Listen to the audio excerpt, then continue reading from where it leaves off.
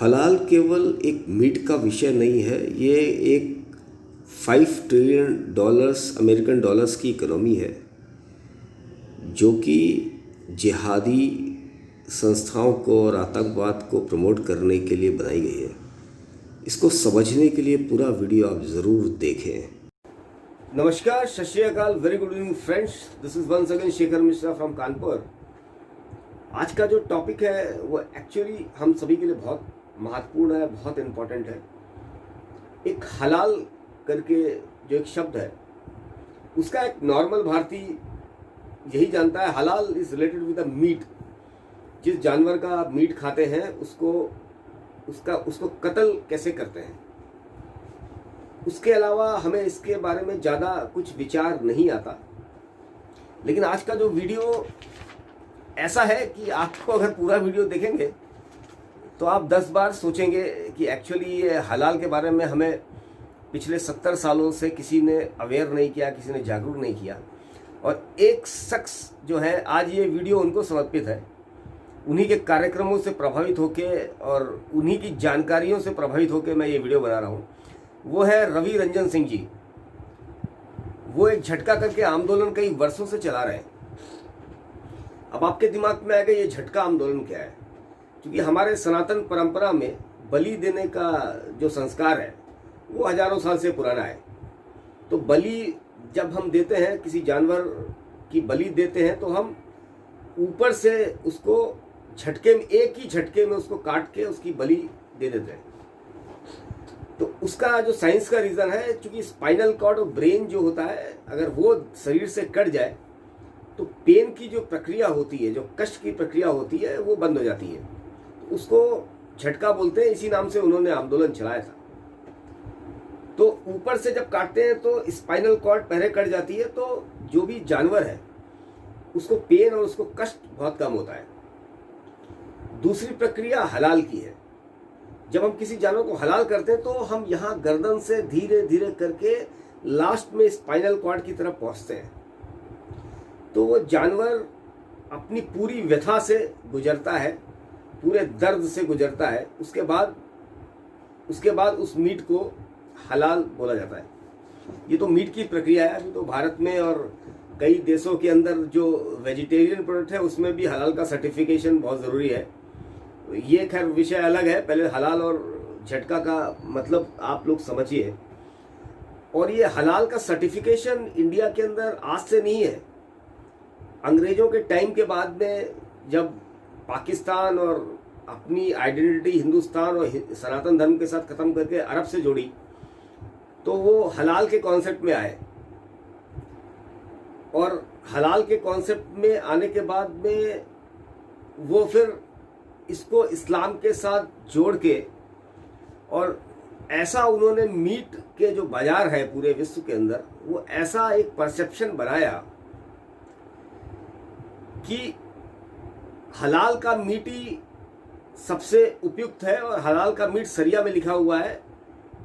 और हराम, जैसे सुअर का गोश्त, अगर किसी मुस्लिम से बोलो या कुछ रिलीजन के लोगों के साथ बोलो तो उनके लिए वो हराम है।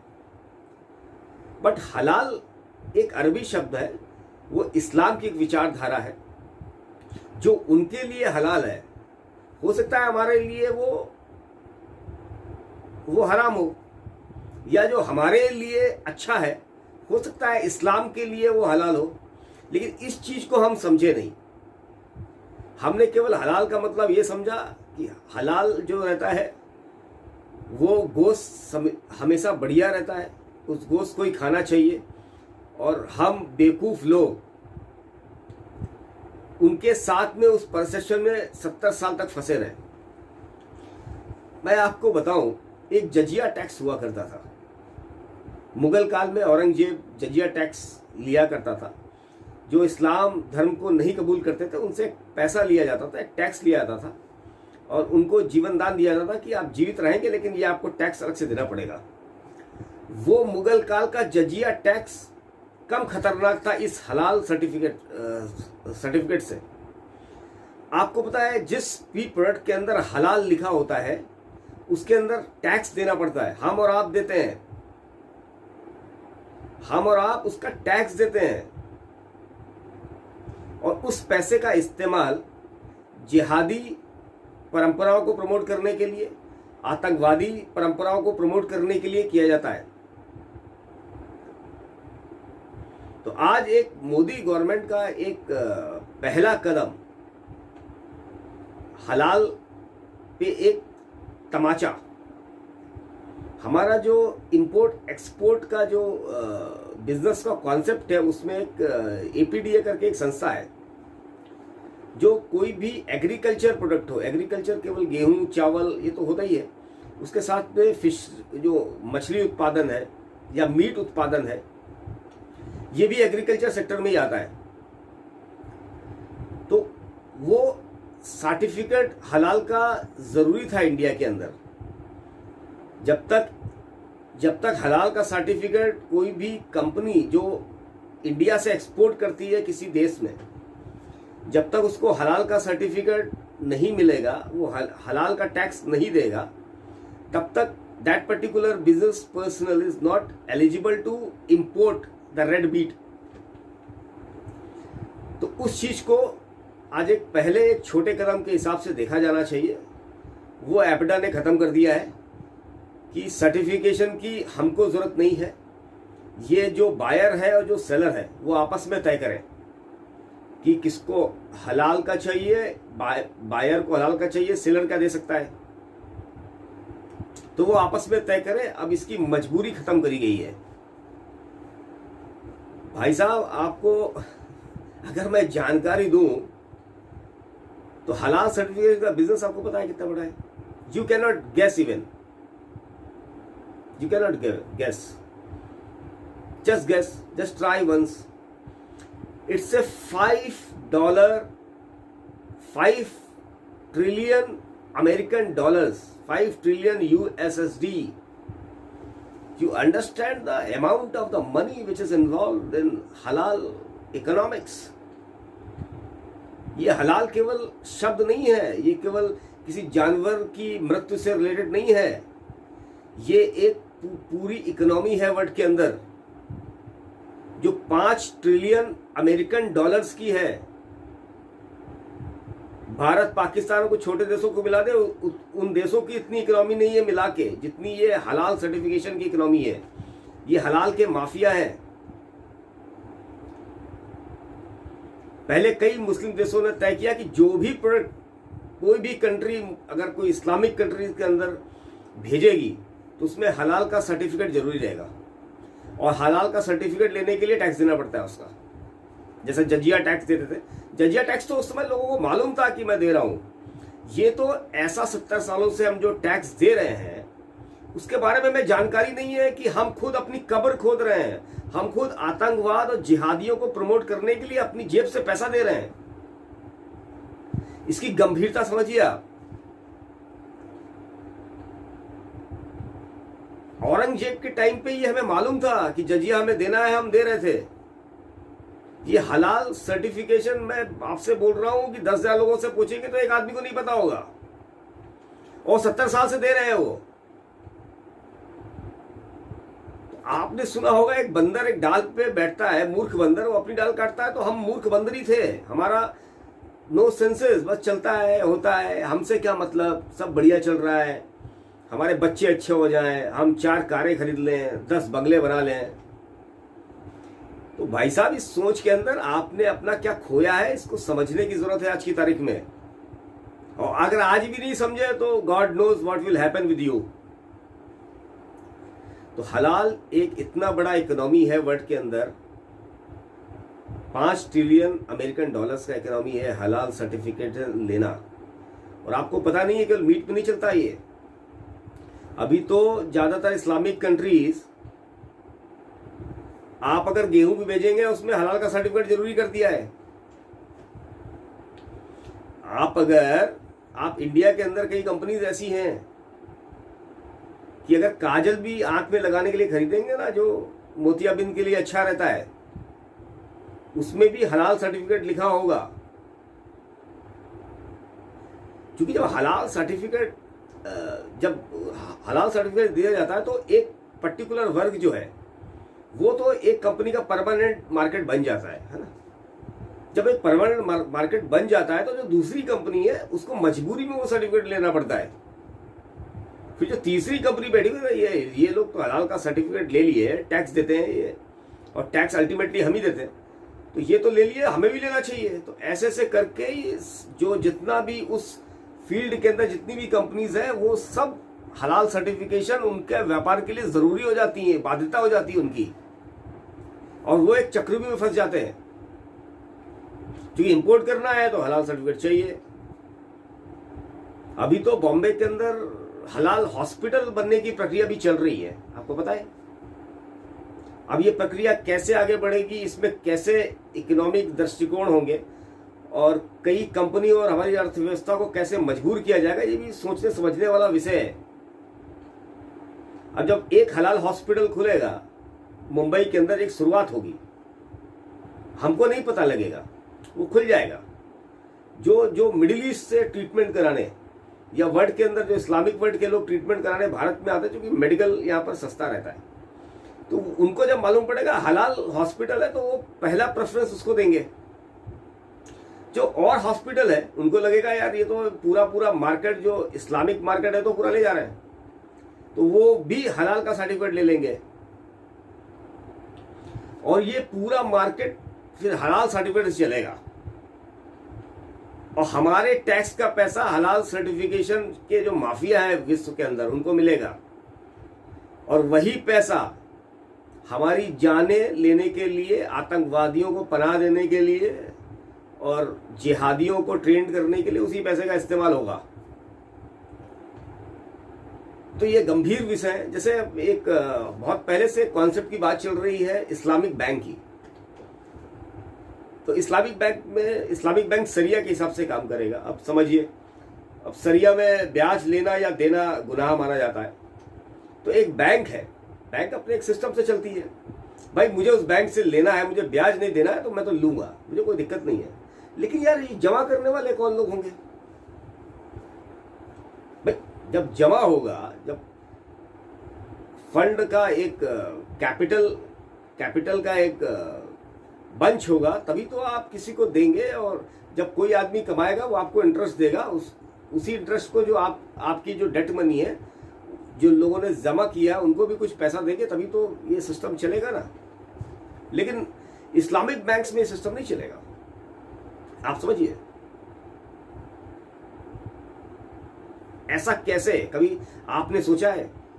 कभी आपने इस पर्दे को उठाने, इसके अलावा कुछ सोचने की कोशिश करी है? आपको सोचना चाहिए। अभी इस हलाल जो माफियाज हैं उनका पेरिस में और कई कंट्रीज के अंदर, वर्ल्ड के अंदर सेमिनार्स होते हैं, पता है आपको। और उनका उद्देश्य है 2025 तक हम इस 5 ट्रिलियन अमेरिकन डॉलर का जो इकोनॉमी है इसका हलाल का, उसको बढ़ा के डबल करेंगे 10 ट्रिलियन अमेरिकन डॉलर्स की 2025 तक। वो कैसे होगा? वो ऐसे ही होगा।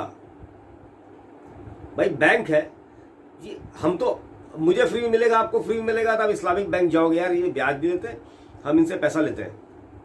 ये जमा करने वाले कौन है? उनको इंटरेस्ट नहीं मिलेगा, उनका क्या रुझान होगा? आपने कोई सोचा है क्या बैंक ऐसे काम करता है क्या? हाँ, उसमें एक चीज काम करेगी कि जो भी पैसा आप विदाउट इंटरेस्ट लेंगे वो सरिया नियमों के हिसाब से ही आपको इन्वेस्ट करना पड़ेगा। अगर आप एक फार्मास्यूटिकल कंपनी चलाते हैं तो आप अल्कोहल का इस्तेमाल नहीं कर सकते, क्योंकि अल्कोहल सरिया में बैन है।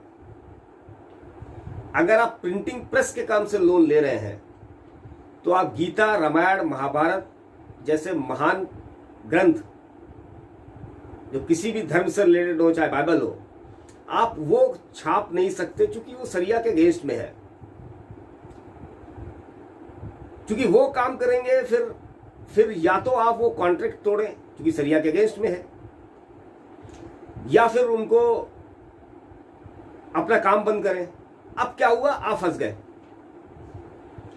जब आदमी पैसा लेके काम शुरू करता है और जब फंस जाता है तो कहता है फिर यार ये मेरी मजबूरी है यार सरिया कानून मानने की। आप समझिए कितना बड़ा षड्यंत्र हो रहा है। ये हलाल सर्टिफिकेशन और हलाल का जो माफिया है कितना बड़ा षड्यंत्र है।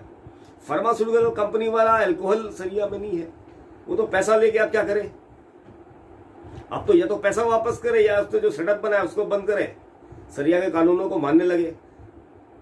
फिर ऐसे ऐसे करके कई लोग उसमें फंसेंगे काम की मजबूरियों के हिसाब से। तो इस षड्यंत्र को आप लोग बड़ी गंभीरता के साथ समझें। और ये जो मोदी, ये जो भारत सरकार का जो पहला कदम है, और कोटि कोटि मैं प्रणाम करता हूँ अपने भाई रवि रंजन सिंह जी को, जिन्होंने झटका करके एक आंदोलन चलाया। और आज पूरा काम तो नहीं, लेकिन एक शुरुआत जरूर हुई है। तो मैं सबसे पहले बधाई दूंगा रवि रंजन सिंह जी को और उनके आंदोलन को, झटके आंदोलन को, जिन्होंने सालों संघर्ष किया है। जब मेरे जैसे लोग सुप्तावस्था में बैठे थे, सब कुछ जानबूझ के, कोई ध्यान नहीं था और कुछ ध्यान नहीं था, पता नहीं कौन सी दुनिया में जी रहे थे और कितने बड़े षड्यंत्र चल रहे थे, उस समय वो आदमी संघर्ष कर रहा था। तो इसको देखिए, इसको समझिए। और इकोनॉमी की दृष्टि से एक चीज और आपको मैं बताना चाहूंगा, जो ये हलाल सर्टिफिकेशन की जो कंपनीज है, अभी तो वेज में भी है, आपको ये मीट से रिलेटेड नहीं है केवल, अभी तो आप मटर भी बेचेंगे तो उसमें हलाल का सर्टिफिकेशन आपको लेना पड़ेगा अगर आपको इंपोर्ट करना है, या you have to do it. और अभी तो भारत के अंदर भी ऐसे प्रोडक्ट जिनका हलाल का सर्टिफिकेशन है, वो हलाल का सर्टिफिकेट लेके ही बेचते, चाहे लैया खरीदनी हो आपको, उसमें भी हलाल का सर्टिफिकेशन जरूरी है आपके लिए। आप जजिया टैक्स दे रहे हैं बिना जाने, आपको पता नहीं है आपके साथ क्या फ्रॉड हो रहा है, और आप खुद अपनी कब्र खोद रहे हैं। आपको मालूम होना चाहिए ये सब चीजें, आपको जानकारी होनी चाहिए। अपनी नेक्स्ट जनरेशन, सबको, अपने आसपास के लोगों को सब जागरूक करिए इस विषय में कि हलाल सर्टिफिकेशन का कोई भी प्रोडक्ट हम लोग नहीं खरीदेंगे, तब जाके जागरूकता आएगी। कोई आदमी अपनी कब्र खुद खोलता है क्या?